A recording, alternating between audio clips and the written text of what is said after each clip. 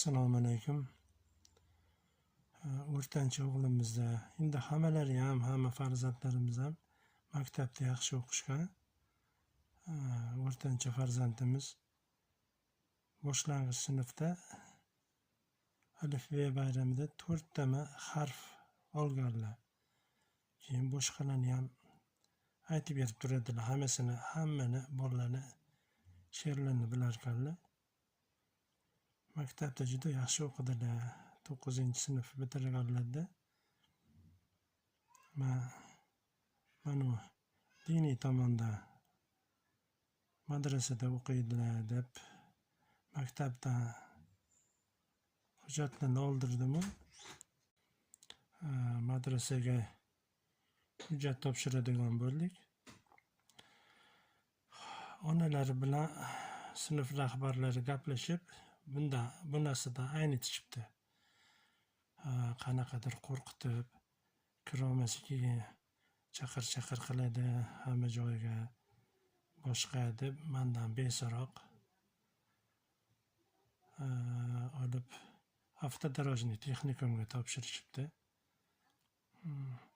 Endi u yerda prava berar ekan.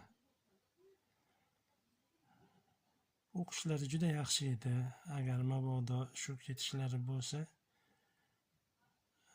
juda bir yaxshi mutaxassis chiqishi mumkin edi. Qanaqa bo'lsa hamda bu texnikumda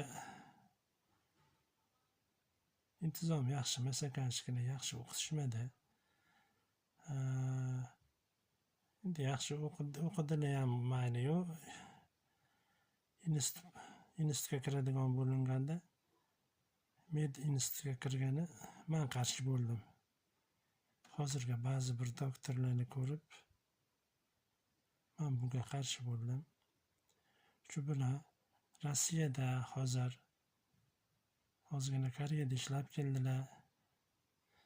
Endi aytganim chiroyli o'qishlarda o'qib, institutlarni bitirib, biz asli oilamiz ziyolilar, juda ko'pchiliklar institutlarda o'qishgan.